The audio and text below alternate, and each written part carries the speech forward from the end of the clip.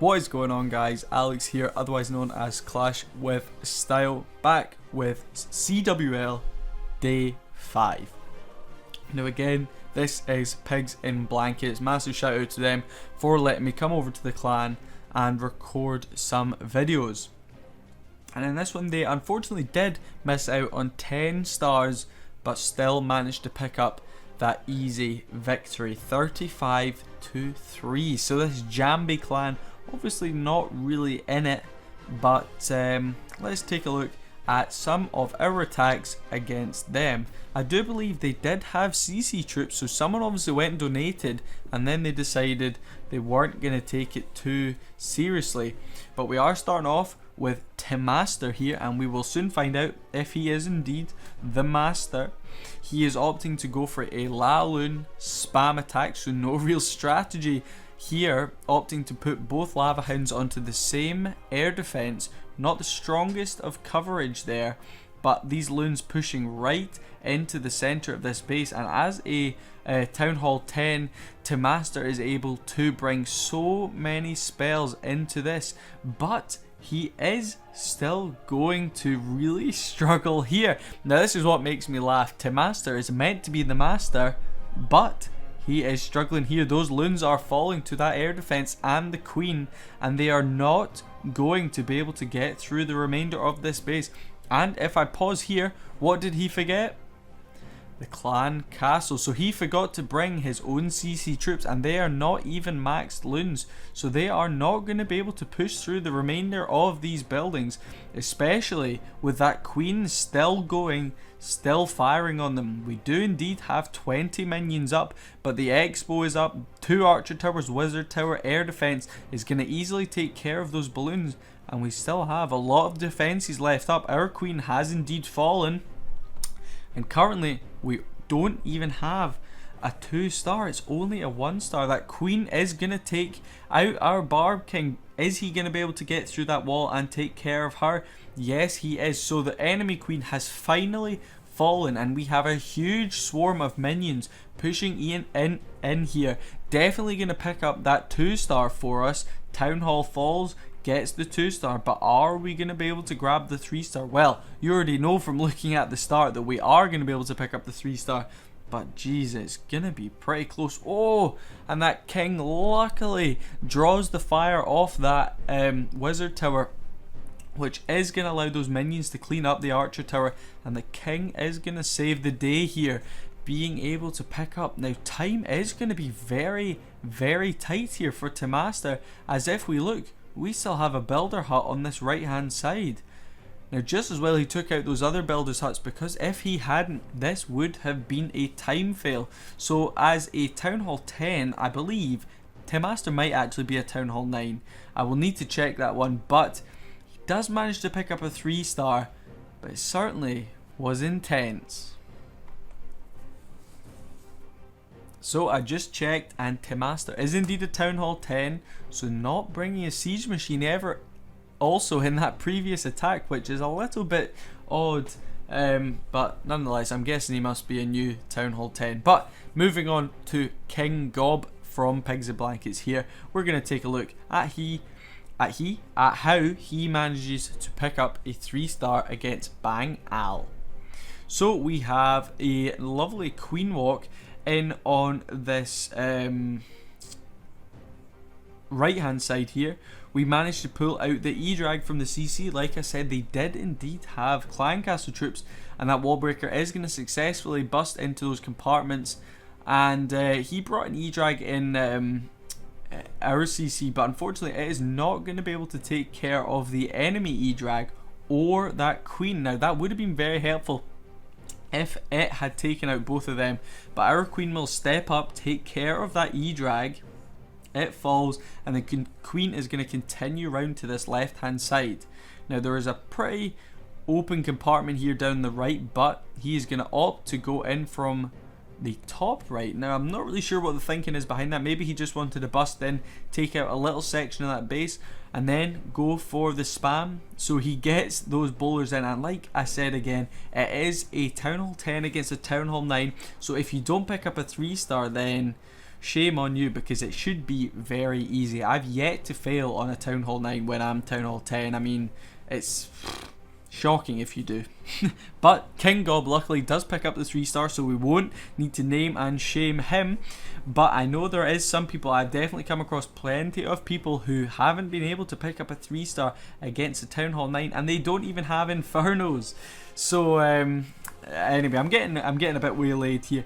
We have King Gob going in very strong here. Those bowlers doing some serious work from the core into the outside, getting huge splash damage. And as you can see, we only have one archer tower remaining. The only defense staying up is that archer tower. We still have a couple of golems just bashing on a wall there. Oh no, my apologies. We also have a cannon and air sweeper on this right hand side. I missed that. We have the king and queen and the rest of our bowlers opting to run around that base, and they will wrap back around and take care of that cannon. Our healers managing to keep those bowlers' health up ever so slightly, as they had hit a giant bomb and were very low on health. That black air bomb is going to catch that healer there, as well as another one falls there, but we still have the queen and king on very high health, so it will be no real issue for them taking out the remainder of this base. And as the air sweeper falls, we pick up a 3-star. Not the most convincing, but a 3-star nonetheless. So let's move on to the next attack. And the next one we have here is NSNO, going in with my favourite strategy in the whole world, E-drag spam. Now, I don't know if you managed to catch it there, but he had a wall breaker run out of that clan castle. Very strange one. And again, he's shooting himself in the foot here because he is not bringing a stone slammer or a blimp or a wall wrecker or any siege machine. And I'm not sure why some of these players are not bringing one, because it is really honestly shooting themselves in the foot. They do a huge amount of work to these bases, and a stone slammer will really help with E-drag attacks. A blimp is also a great strategy, as it will push right into the center. You can use a clone spell, get that great value in the center if you use a clone spell on the E-drags, but you can see that one E-drag is taking out a huge portion of this left hand side of the base. Almost a quarter of the base has fallen to that one E-drag, and we have the remainder of our E-drags going to push in through this right hand side. Now if you notice, this Town Hall 10 doesn't have Inferno towers, which is going to make life a lot easier, as this is basically a Town Hall 9. So we have a Town Hall 11, I believe. NSNO is a Town Hall 11 going against a pretty much a Town Hall 9. So if he was to fail this, that would just hurt my soul. But he does indeed pick up a 3-star here, and you can see we have so many E-drags up, it really is not going to cause us too many issues. Only a couple of Teslas and that one archer tower remaining. Grand Warden's ability only just getting popped there, only managing to catch 2 of our E-drags. Not used to great effect there, but it doesn't really matter, as we would have picked up the 3-star without it anyway. And you can see he's still got 2 loons, and he's not even dropped that king. The king actually goes in there. He has 2 rage spells pretty much to spare, so a very convincing 3-star there.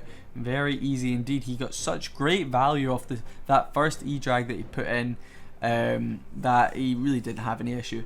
Now I know I complained about not bringing the siege machine, and I know this was an easy 3-star, but in these higher levels, what am I saying? I need to get my words out here. In these higher leveled attacks, so if this was a Town Hall 11 against a Town Hall 11 and he didn't bring a siege machine, he would really struggle. Like, you need to bring these siege machines. But nonetheless, well done to NSNO. I'm sorry for slating you for not bringing the siege machine, but make sure you bring it in the next one. Moving on. And the next one we have for you here is Jakey Smells 23, going again with, oh, my favourite E-drag spam. So 8 E-drags. He does have the Stone Slammer, thank God for that. And you can see here he must be a Town Hall 12 hitting a Town Hall 11, but even so, this is a well upgraded Town Hall 11. I'd maybe even go as far as saying a max Town Hall 11. Heroes aren't quite max, but they're well upgraded certainly. and that Stone Slammer is going to fall very quickly, very quickly indeed. Now what I'm going to do here is pause this and maybe just talk about how I would use my heroes. Now Jakey Smells, you can see here, he doesn't have his king or queen in, and if we take a look at this base, all of the air defenses are 2 compartments in.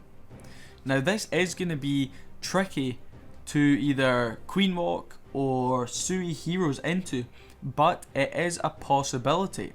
So what I might have done is maybe gone in from this bottom section here with a Sui hero, so I would have maybe used a wall wrecker and then get a golem or maybe bowlers, valkyries, anything like that to come out to just sort of break in here, and then hopefully break into this section as well, get the king and queen to hopefully go in, take out this air defense, this expo, and potentially even the eagle artillery.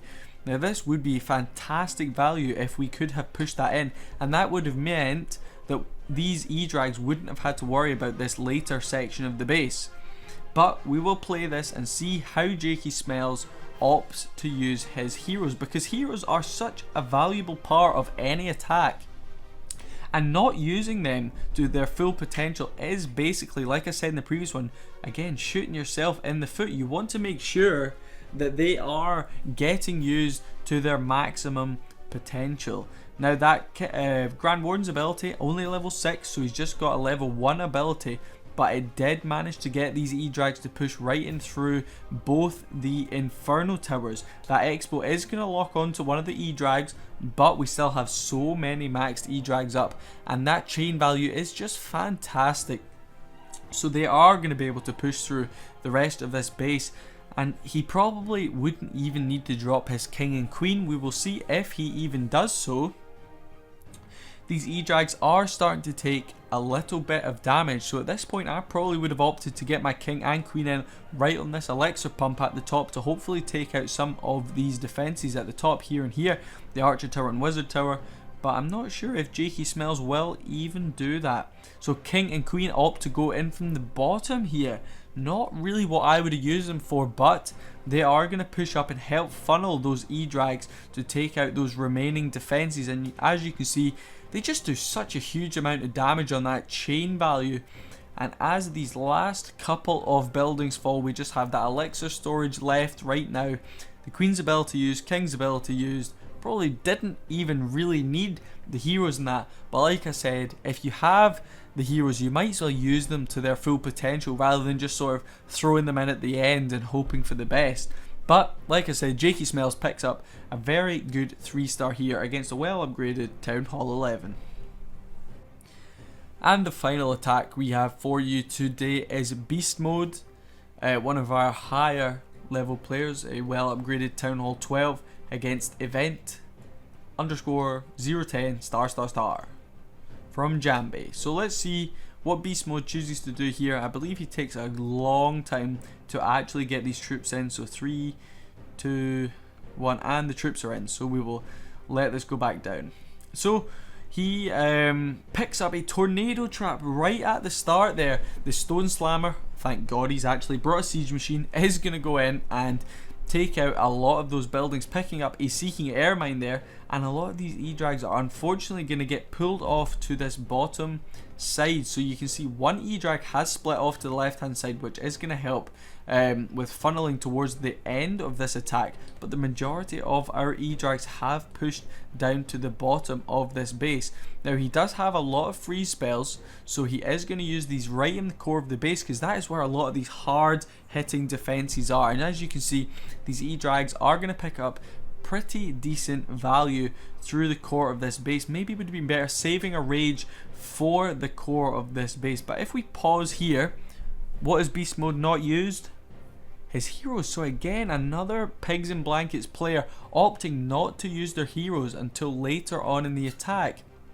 Now, I like to just show the 3 stars that these players have picked up, but I can tell you right now, there has been quite a few 2 stars and even 1 stars from Pigs in Blankets. I'm not going to name and shame, but it's definitely worth just investing some time in, just planning out the attack, looking where can I get good value from my king, my queen, my siege machine, and where is my best point of entry, because as you can see here, we've only got one E-Drag up, Grand Warden still up on full health, Queen's ability used there, the Eagle Artillery is still up firing on all our troops, and is that E-Drag going to be able to take care of it? No, it is not. Even the lightning spell off it is not quite going to catch it, and that could have spelled disaster for this attack, as we still have an Inferno Tower up, we still have the Eagle up, we still have a Wizard Tower up, and that Expo. And the Expo is going to take out our King and then move on to the Grand Warden. The Grand Warden is going to fall right there, and the Eagle is up. The Eagle fires. Is it going to rain down on the Queen? No. The Queen manages to pick up that 3-star, so look how close that was. The King and Queen, in my opinion, not used to the best effect there, because we went in with an E-Drag spam. They didn't quite get the job done, and then Beast Mode must have gone, oh, I've still got my King and Queen, I'll just throw them in and hopefully they can pick up a 3-star. And the Queen just managed to do it. So definitely maybe Pigs in Blankets need to think about investing a little bit more time in planning out the attacks, thinking about the best point of entry, like I said, and the best value they can get out of their heroes, because wasting your heroes is just silly.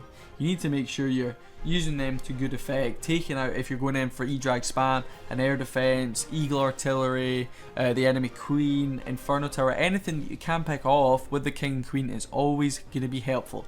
But I'm getting really critical again. It's just because I like to see strong 3-stars, and some of these are a little bit sort of risky and just managing to pick them up. So I like to see strong 3-star attacks, but I know Pigs in Blankets have been picking up good 3-stars, so hopefully in the wars to come we might see a few variations of strategies, hopefully some Lalo, maybe some Hog Riders. No one shows any love to my favourite troop, the Hog Rider.